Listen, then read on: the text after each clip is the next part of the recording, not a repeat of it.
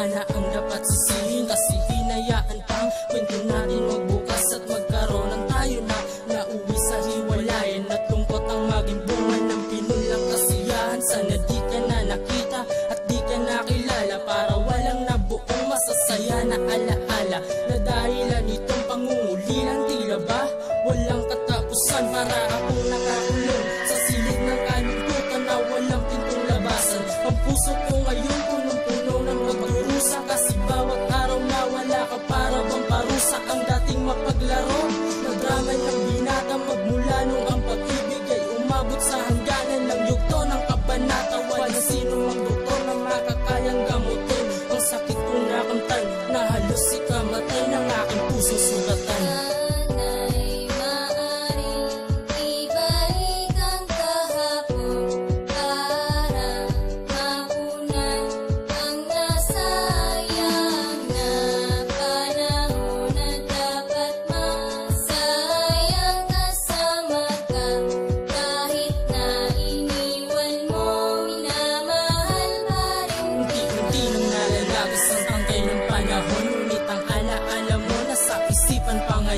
Pinipilit na iwasan, ngunit di kayang pigilin ang luha sa pagpatak. Ang mga alaala mo parang tato na tumatak sa aking isipan, pagkat di magawang burahin ang laman ng puso ko. Hanggang ngayon ikaw pa rin ang magkaroon lang ng amnesia, ang tanging paraan upang tuluyang kalimutan ang mga nakaraan na laging gumugulo. Tila bangungot sa aking diwa, niloko mo ako na parang di man lang naawa, ngunit di ako nagbago.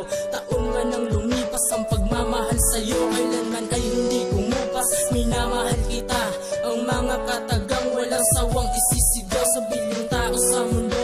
Bakit may isang ikaw na minahal ko ng lubos, at sadyang walang kawangis, na naging dahilan ng kalungkutan at pagtangis.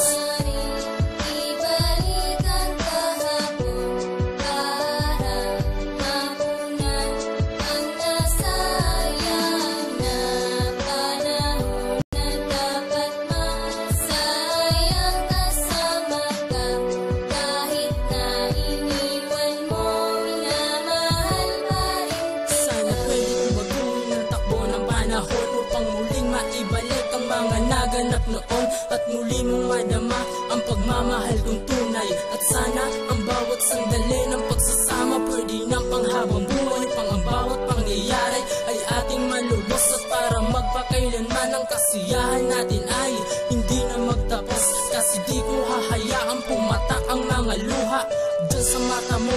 Ngunit ang lahat ng to, tila ba sa pangarap ko na lang natatamo. Sana muli kang mapasakin ng hiling sa may kapan, sana dinggin mo to Ama, ang natatangi kong dasal ay